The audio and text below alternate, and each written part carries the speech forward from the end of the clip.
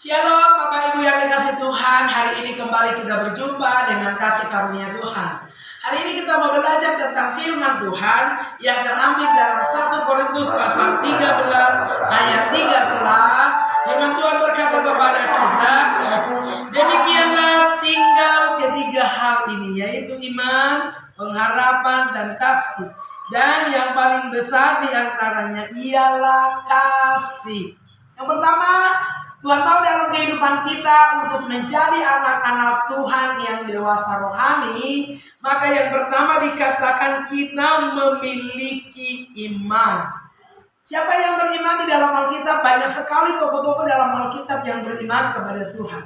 Salah satu adalah Abraham. Bagaimana Abraham sangat percaya kepada janji Tuhan.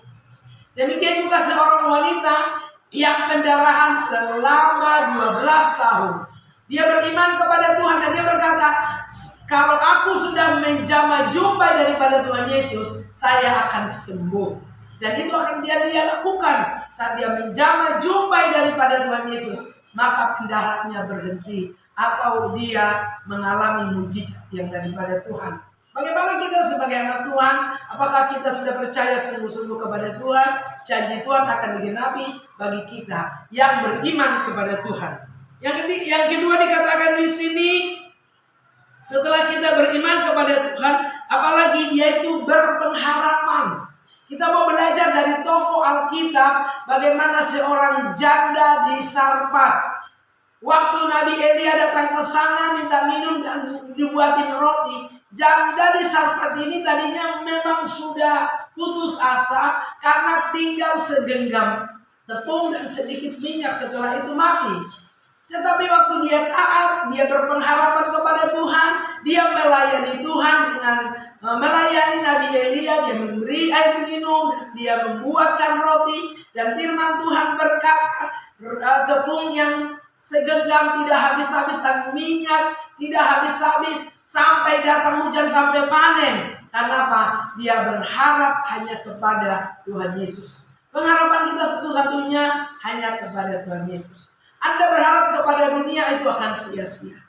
Karena dunia ini tidak pernah memberikan jawaban yang pasti kepada kita. Tapi saat kita berharap kepada Tuhan, maka jawaban ada di dalam Tuhan Yesus. Makanya janda di Sarfat, dia berharap mujizat Tuhan terjadi dan kuasa Tuhan dialami oleh janda di Sarfat. Yang kedua, yang ketiga, bagaimana dikatakan ketiga hal kasih.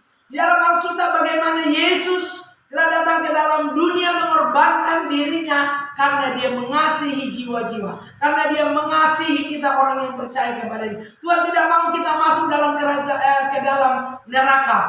Tuhan mengasihi, dia berkorban. Dan di dalam Alkitab ada seorang wanita yang dia berkorban karena dia mengasihi. Termasuk yaitu Esther.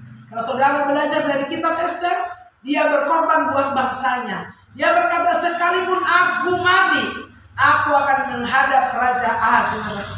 Karena waktu itu orang Yahudi saat itu dilanda ketakutan, ya, mereka akan dibinasakan, mereka akan mati. Tetapi Esther, dia berkata, berdoalah buat aku, berpuasalah.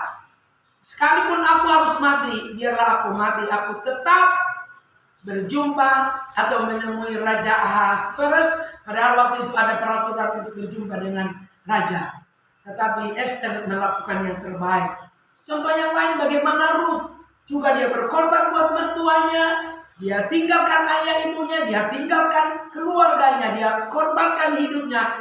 Dan dari si Ruth ini kita mau belajar. Dia berkorban dan Tuhan memberi yang terbaik. Sebab itu biarlah kita beriman kepada Tuhan. Kita berpengharapan kepada Tuhan Yesus. Dan kita tetap mengasihi, kita mau berkorban karena Tuhan lebih dahulu sudah mengasihi kita. Tuhan Yesus memberkati. Shalom.